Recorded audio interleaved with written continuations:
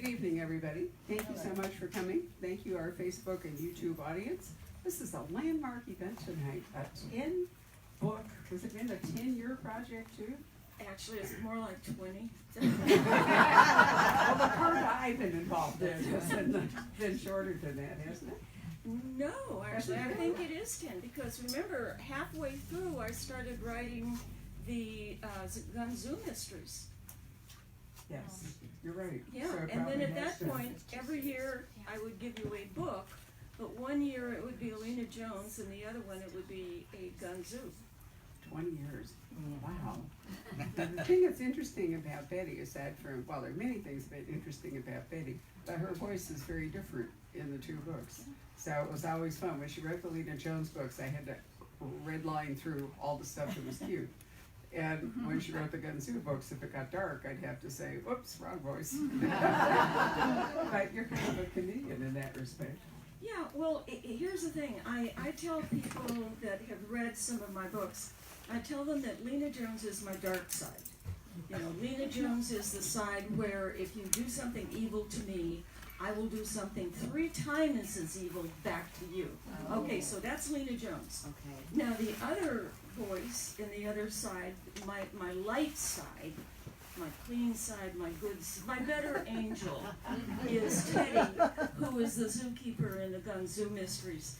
And Teddy is, if you do something evil to Teddy, the first time she'll say, I forgive you. But if you do it to her the second time, well, you're dead. I really have a hard time finding a dark side to Betty. I'm sorry. It's just, but I agree that Lena is probably as bad as she gets. However, Betty's had a recent wonderful encomium, which is then in a publicity campaign that our new publisher partner Sourcebooks has done. They compared you to. Well, let's see. I've been compared to Sue Grafton and then Robb, R-O-B-B. Oh, wow. Yeah, and J.D. Robb. yeah, when you stop and think about the two different types of books that both of those women write, it's kind of interesting. I don't know what to think about that because Why don't you just be glad? Yeah. Yeah. Just say yay. You'll notice I do tend to complicate things. If someone says to me, "Oh, you look nice today, Betty," I say, "Oh yeah, what do you mean?" You could just flash your red shoes and you'll be done with it. Actually, J.D. Robb is Nora Roberts also. J.D. Robb is her dark side mystery books. And actually, she's now gone into science fiction, so that's as rounded as we can get. Well, Lena Jones, so we started out, your origin story is always pleases me. So for those, has everyone here heard the origin story? We won't bore you with it again if you have. Is there anybody who doesn't know it? No. For those few, then, okay. So you might as well start way back at the beginning.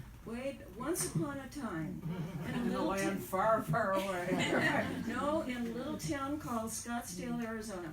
I was a reporter and I was working on the Tribune newspapers here. And when you work on a newspaper, I know you don't believe this, folks, but when you work on a newspaper, you really have to check your facts and make sure you're writing the truth. That was 20 years ago. You had to say that. You had to say that. But anyway, I got so irritated being fact-checked all the time, I thought I just want to write some fiction for a while. But I didn't know, I just didn't know what kind of fiction to write. I thought it may be a mystery, but I couldn't come up with a plot. And God knows I couldn't come up with a detective, or I just didn't know what I wanted to write about. The odd thing is, I teach writing now, and half of my students come in and they say, I want to write, but I don't know what I want to write. So I can feel for that. And so anyway, my editor made me come down to the Scottsdale Art Walk to cover that. And I've taken art at school, at an actual art school. I've been a working artist for 35 years in LA and in New York City.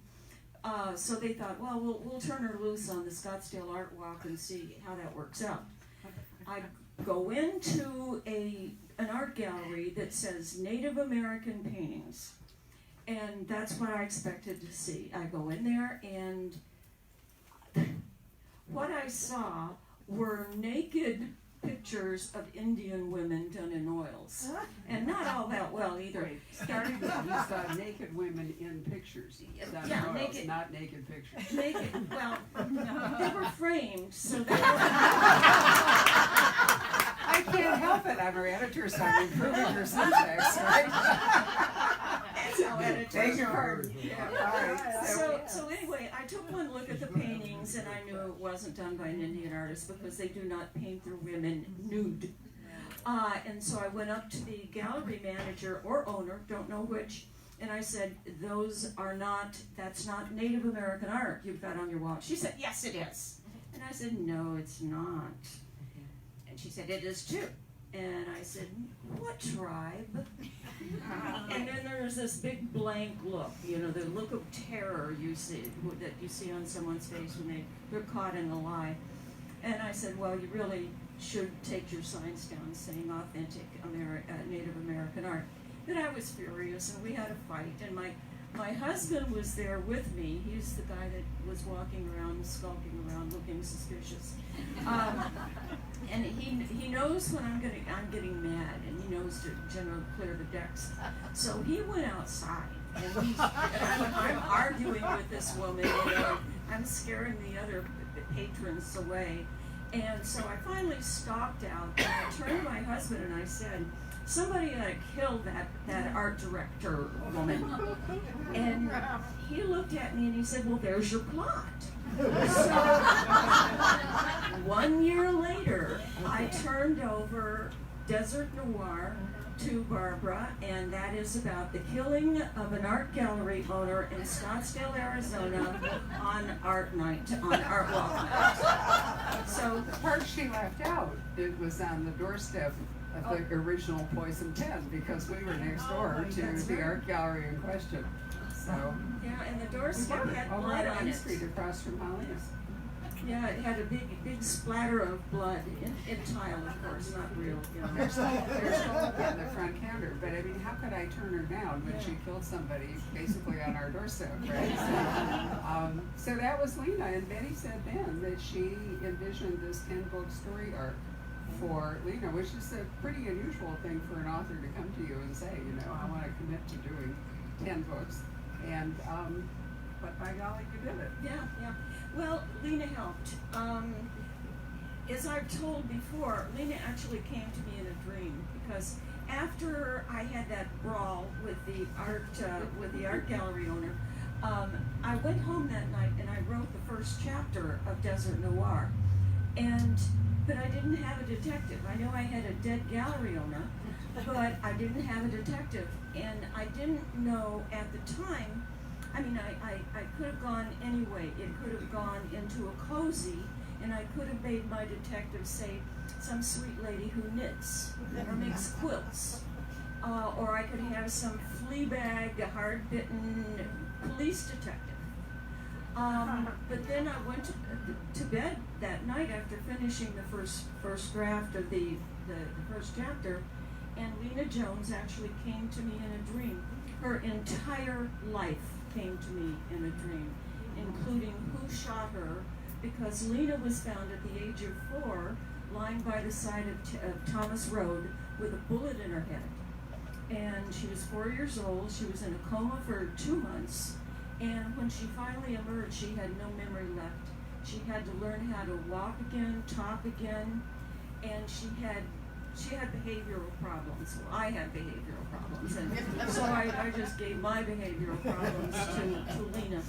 And she was considered unadoptable, and went through the foster care system, which at that time was rougher than it is now, because they didn't have the ways to double check the stories of people who wanted to be foster parents to a little girl. And so in one of the foster homes that she went to, she was raped at the age of 9. And she was able to stop the rape because she had a butcher knife. And so of course she was removed from that home. And so as I was writing that, as I was dreaming that, it just became so implanted in me. It was like I know her.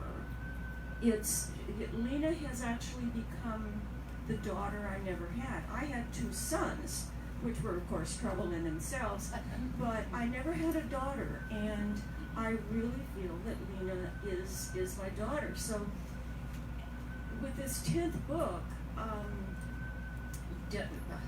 with the 10th book, it was really hard to write because it was like I was abandoning her, but not really. And for those of you, don't worry, I did not kill Lena. I did not, and I did not kill Jimmy either. They're fine. They're healthy. They're great. So don't worry about that. But it was really hard for me to finish this, and I struggled with that. But the story arc was natural because, as you know, all the way through the Lena Jones books, she's been looking for her parents.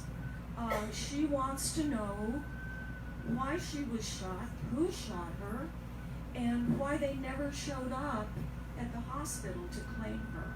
So for 10 books, she's been looking for these answers. And in this book, she gets those answers. And I better not say anything else. No, let's not talk about that. Yeah. But what has happened is after Desert Noir, and every first novel in a series is introducing you to the characters and to the whole world that this character is going to inhabit. So there's a lot of what we call setup.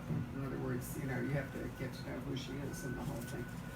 And so Desert Noir has some desert survival elements to it. Part of the story is, if you're left out there without water and, other things, as so many tourists. We were at the ball game the other night, and the rescue helicopter kept passing back and forth over Scottsdale Stadium, which really unnerved our guest from Chicago. And I said to her, they're out there in flip-flops without water going up and down Echo Canyon. Now they have to pay for it. There was a time, remember years ago, when we subsidized the helicopters, but now we don't do that. Anyhow, so there's survival things in the first book, but after that, Betty's career as an investigative reporter gave her the tools and the interest in investigating one interesting social issue after another. And so the books became Lena's story, but then in each one you did a complicated investigation to something that personally outraged you. Yeah, and I'm always outraged. Those of you who know me know that. But I don't know. It seems like Arizona is kind of the fulcrum of outrages. If there's something horrible going on in the world, I'm not going to say it will start here, but it gets here pretty darn quickly. And so human rights abuses, this is one of the great states to really explore them. And that's what all of the books turned out to be about, human rights abuses, which is not something that I had planned in the beginning. But if you'll notice, there was a ghost of it there, because in that first book, Desert Noir, I did talk about what happened to the elderly Hispanics that owned the original adobes down by where they built America West Arena, which is now what, Talking Stick Arena, right? Yeah, well, they just moved them out. And those people owned those homes, and they had lived in those homes all of their lives. And so the rich folks that were putting the money together to build the arena were giving them checks for $25,000. And so there you have somebody who's 80 years old, she's a widow, she has no job, you give her $25,000 and say, go buy a new house, honey. That's kind of unfair. And it's an abuse of eminent domain. And so even on that first book, I started going after abuses. Well, you really did. And when you wrote the second one, Desert Wives, which was about the polygamous communities up north, Janet Napolitano was governor then. And Janet and I had been friends since the time I opened the Poison Pen, because she was a lawyer practicing here in Scottsdale and a big mystery fan. So she would come in about 5:30 at night before I closed and lean on the counter, and we would talk about mystery and so forth. So when I read Desert Wives, which, if you recall, back in, was it in the 30s, when an Arizona governor tried to do 50s, something. 50s, it was Short Creek, the Short Creek raid. Okay. It was a political disaster for the governor, and nothing good happened. So when Betty wrote this book, I thought, maybe I should talk to Janet before we publish this, because the governor of Arizona is a part of all this, and I thought I'd rather discuss it on this side of a lawsuit, or the far side of the lawsuit. And it actually prompted Janet to do something about the border communities up there.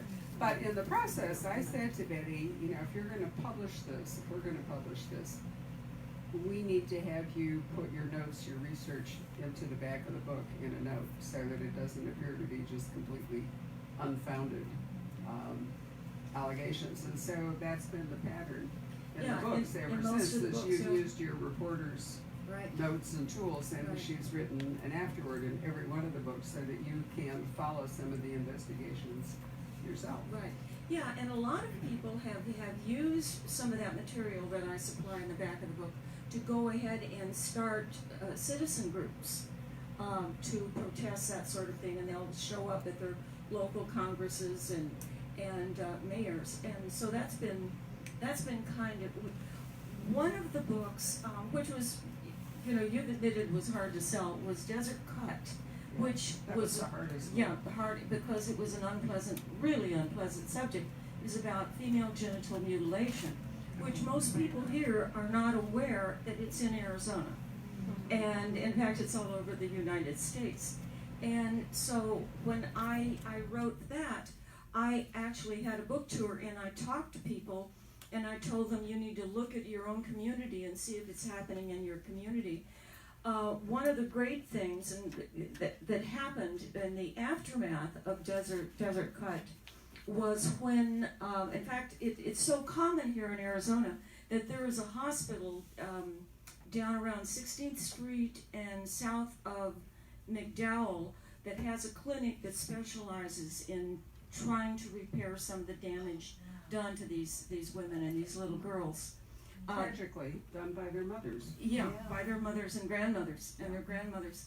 And so what happened was the Arizona legislature realized it did not have a law against female genital mutilation, and that if there had ever been a court case over it, it was called child abuse. And because they did not want to get into the culture aspect of it. But after the book came out, the Arizona legislature became one of the 23 states in America that does now have a law against female genital mutilation. Wonderful. So the books have made a difference, and I'm proud of that.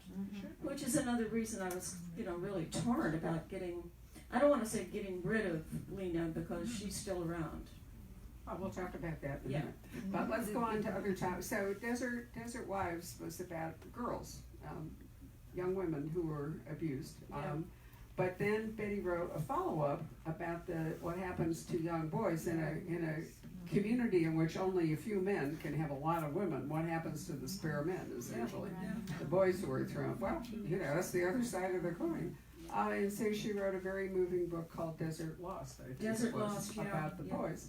My favorite of all the Lena Jones is Desert Run. I really love Desert Run, yeah. Well, because I just love the idea that a group of German prisoners at Capitol Park built a boat. And their whole escape, like the Great Escape, was planned so that they could break out of the park and get in their boat and float down the Great Salt River to the sea. It's a great plan. But it also, aside from that, I think it really, in many ways, is your cleverest plot. Yeah, it had to be clever, because 25 of them escaped, and they didn't do anything dastardly while they were out there. But I'm a mystery writer. I have to kill somebody, so I had to really think hard about that. And I thought, I know, I'll make it 28 of them escape, and 3 of them were involved in something dastardly. And so I took a real event and intermixed the 3 fictional characters, and I had a lot of fun. I had a lot of fun writing that one. Yeah, I think if there's fun, it probably is the book that does have the most fun. Plus, I was embarrassed to realize that I had no idea we had a German prisoner of war camp at Scottsdale. I'm not a native Arizonan, but I've lived here since 1986 and first came here in 1915. I thought, how did I miss that? You know, so. Well, how I learned about it was kind of interesting. I was sitting in my little pod at the newspaper, and the guy sitting next to me was interviewing someone over the phone. And the person he was interviewing was either German or the son of a German. And I eavesdrop. Right, listen. Reporters will eavesdrop on you. Be very careful. Be very careful. If you notice someone following you down the street, it may not be a stalker. It could be a reporter, and he heard you say something interesting, and he wants to hear about it. So anyway, I'm listening to the guy next to me interviewing someone, and then so finally then he hung up, and I said, wait a minute, did I hear you correctly? There was a prisoner of war camp down in Papago Park? He said, well, it wasn't a park then. And I said, well, you're telling me there was a prisoner of war camp? And he said, yes. Do you want the phone number? I think I noticed some interest on your side. And so, yeah, I got to talk to one of he was interviewing one of the old guards. But the interesting thing about that is we treated there were 3,200 in all down there, 32 Germans, and they were all sailors. They had been taken off of the U-boats out in the North Atlantic. And after the war was over, they were sent back to Germany, but many came back to settle in Arizona because they had been treated so well. Oh, yeah, that's really a nice story. I know, and that he was once every few years they would have a reunion party, and the Germans would fly over here from Germany, and the guards would show up, and they'd have a big party. Oh my God. Bet it didn't work in reverse. Probably not. So you've also covered publishing. Actually, the most interesting conversation we ever had, Betty, was the only time I saw her ever really nervous and talking to me about a book was in Desert Wind. Oh, Desert Wind, yeah. Desert Wind was about the atomic bomb testing in Nevada in the 50s, 60s, and 70s. And there were in that time, there were over 940 bombs that were tested out there. And the fallout, the nuclear fallout, spread heavily over the Southwest. But then it also made the Geiger counters go off in Central Park in New York. There's no way of knowing how many Americans died, American civilians, but many were developed poisoning from the fallout, and a lot of young children and babies developed leukemia, breast cancer. Cancer of the esophagus, because the fallout would land on the gardens of the people that lived up there. And for a while, and the cancer rate was going up. It was going sky high. And some lawyers got involved, and people with a little bit of education in nuclear energy got involved, and petitioned the government about reparations. And the government said, oh, no, it's not us, no, it's just a fluke. But one of the interesting things about that particular time was there was one bomb that was so dirty, it was called Dirty Harry. The fallout was so serious. And at that time, Dirty Harry was dropped. John Wayne was filming The Conqueror up in Snow Canyon, Utah, and the way the canyon was shaped, it became a funnel for a lot of the radioactive fallout. And by the end of, I think it was 10, 15 years, 50% of the crew and cast of the conqueror had died of various cancers. Now, as I said, the government said, no, it wasn't us, and they used the film crew as an example. Said, now you know how actors are. They drink a lot. They have they smoke a lot. They have a very unhealthy lifestyle. But then some of the other civilians came forward and said, we're Mormons. We don't smoke. We don't drink. We didn't do it to ourselves. You did it to us. They were what were called the downwinders. And they eventually, after several lawsuits, eventually won their lawsuit at the Supreme Court, and each of the victims was awarded $50,000.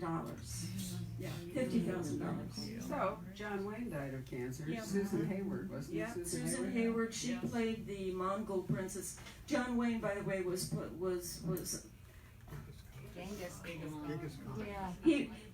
John Wayne was playing Genghis Khan, and Susan Hayward was playing the Mongol princess that was being given to him as a wife. And she was a fiery redhead, which we know all the Mongolians are. And blue eyes, yeah, absolutely true. Yeah. But we haven't touched on the reason that you were nervous about showing me this book, John Wayne and the Ghost. Oh, I got a little woo-woo in that book. I did. It's called Cross Genre. I used John Wayne's ghost in the book. Yeah, I did. And I was worried about it for a while because I thought there's never been a woo-woo aspect to a Lena Jones book. And I thought, but why not? And so I did. And I really enjoyed that. The interesting thing was is that I had never really been a fan of John Wayne. I liked his movies. But by the time I finished all my research on John Wayne, I was a total fangirl. Because there is a time where we need heroes. And perhaps he was not in real life necessarily a hero.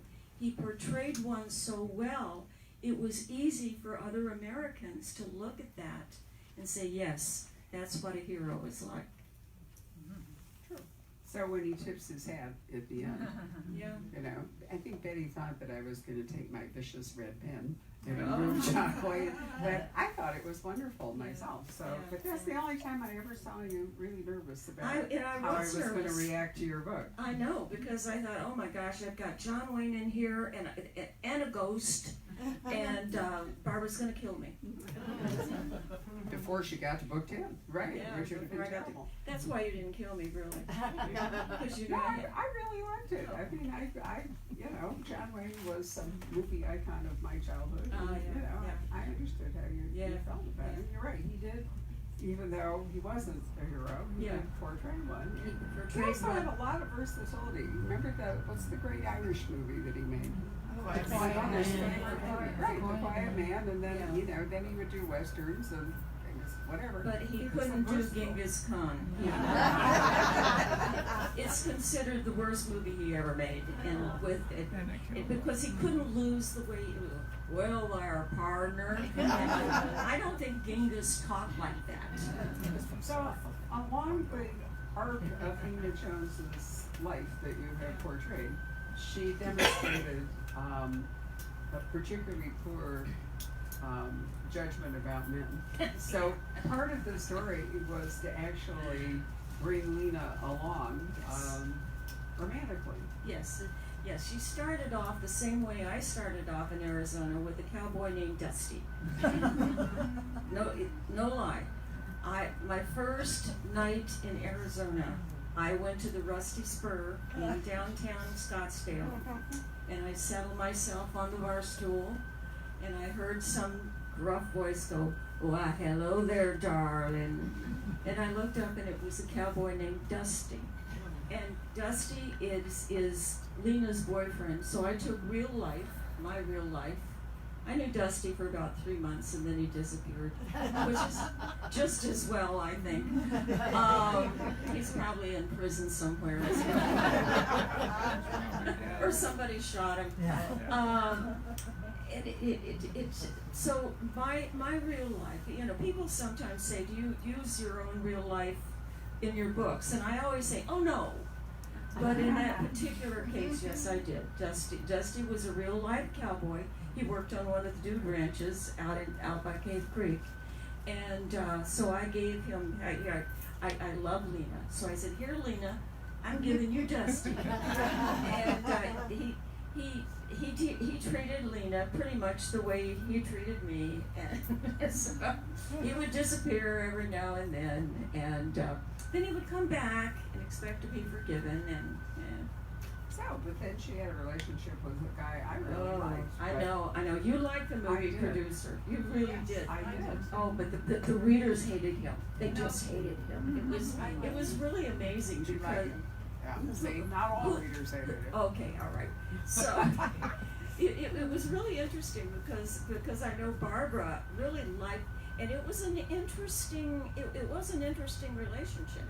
I mean, those two had such I don't want to call it a whirlwind romance, but it was something that was not expected. You expected Lena to have better sense, but she didn't. And then he would disappear every now and then and come back. Well, you know, I just realized that was kind of Lena's thing, picking up guys that would be around for a while and it was all just glorious, and then they would disappear. And then they come back later. Right. Well, eventually it all works out. It does we work won't out. spoil anything, but I don't know how. But so that was an important part, I think, of the story arc. Now, for those of you who read the very nice 2-part piece in the Republic by Karina Bland about this series, something was raised that really caught my attention. So I'm going to bring it up right now and say I really liked the idea of writing early Lena Jones. Yeah, well, it's hard for me to say goodbye. And let's put it this way. Lena now has a very complicated life. I didn't kill her. I told you, I didn't kill her. But her life has now gotten really, really complicated. And I don't think she can deal with another heavy mystery right now.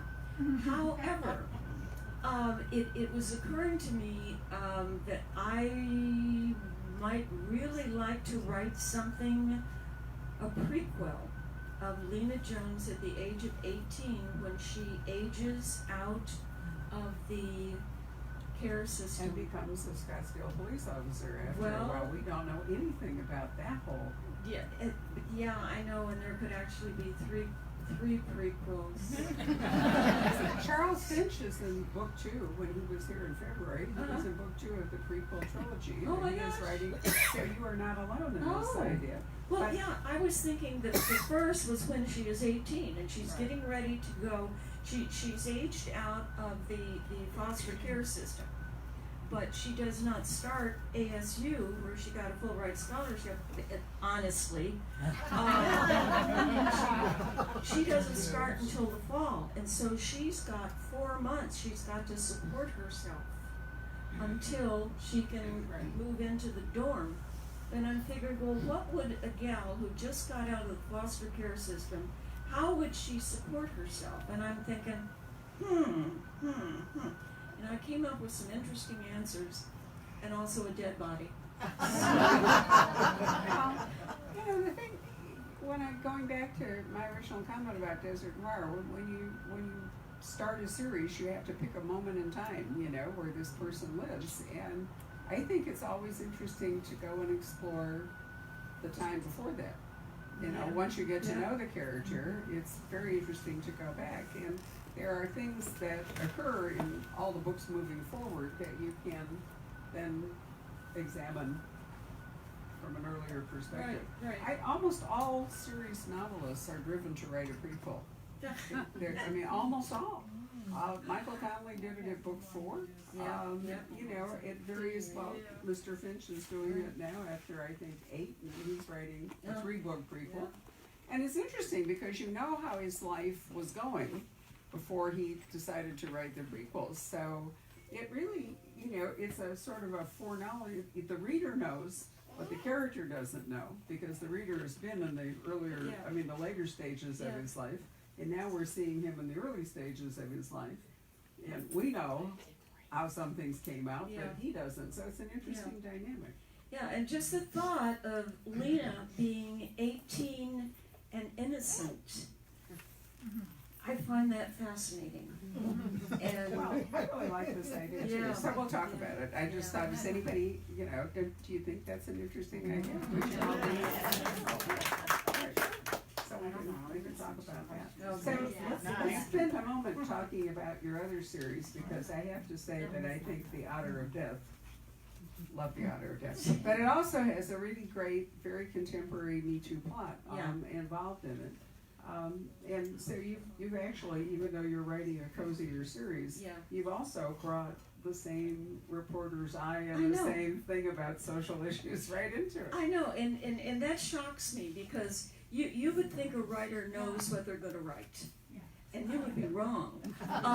Because to me, when I first started writing the Zoo series, my whole idea was to get away from all of this heavy stuff and to stop writing about human abuses that would depress me, because I get very depressed when I read the paper. And yet they followed me, but not quite the same. With the Gun Zoo series, I do a lot of writing about the environment and about what's happening to certain species around the world, because of the careless way we human beings are living our lives. We don't have to live the way we're living. There are just small choices we can make that help keep the rainforest there. But no, we just, keep churning along doing what we do. But the Me Too movement was kind of interesting in the way that happened before I had finished the book, but was writing the book. And I'm looking at something very similar right now. And it's almost like if I'm getting fascinated by a particular subject, it's going to be in the newspapers like right away, and that's happening. I'm not going to tell you too much about the panda of death, because we're having one of those things right now. Okay. Yeah. In any case, that series is based upon your own service at the Phoenix. Yeah, right? yeah. When I first retired from the Tribune, I was bored. I bored out of my mind. And because I've been working a 55-hour-a-week job for years. And so I decided to start volunteering at the Phoenix Zoo. And I was up there for several years. And I think this just went off. Here, take mine. Oh. So I was up there for several years and got to know the animals, and got to know the zookeepers. By the way, you talk about interesting people. Whoa! There's one zookeeper, and I put her in all of the books. She has a tattoo on herself of every animal she's ever taken care of. So she's got lions and giraffes and zebras and snakes and bugs, and it's just it's wonderful. And so she's my favorite character, and she was one of my favorite people there. But it was so interesting because you would see someone who was so spectacular in looks with all these tattoos. She was very shy. She was very shy with human beings. But you get her around an animal, and then she would talk to them. She'd say, "Oh, sweetie, that's who I got Teddy's temperament from." Okay. Was this particular woman. Why did you decide on coastal California for the zoo? Oh, well, because I was working up at the Phoenix Zoo, and I had originally planned that book series to be at the Phoenix Zoo. And then one day I was back there, and I'm talking to one of my friends, "Oh yeah, I'm going to kill somebody here, and then they're going to die over there." And she said to me, she said, you know, aren't you afraid they're going to get mad at you? Killing people at the zoo? It's going to hurt business. And I thought, oh, she's got a point. So with that, I just took the entire Phoenix Zoo and airlifted it to Monterey Bay, California. 5 miles I think it was 15 miles inland from Monterey Bay. So now I don't have to worry. But I used as a model a town called Moss Landing. And so my husband and I went there and we spent a week and I talked to people. I changed the name of Moss Landing to Gun Landing because I was afraid the people in Moss Landing would get mad at me killing everybody in town. But as it happened, they're thrilled. They did just short of giving me a parade. They loved it. They thought it was the greatest thing. I did a couple of TV interviews, It was weird. It was very strange because you expect people to get kind of unpleasant, let's say, if you were dissing their town. But no, they liked it. They thought that what was the name of that town that Jessica Cabot. They consider themselves the Cabot Cove of the West. There you are. So you've written 6 books with Teddy and Gunzu. Yeah. You're working on the 7th one, Right. The Panda of Death. Yes. And that's really fun. And then, well, there are various things you can think about doing. You can write Lena's future, or you've got an idea about actually writing an international book. Yeah, I do, and I probably should not talk about that at all right now. Okay. But yeah, I better not. Betty's a lot of fun to work with because I never know, what she's going to do.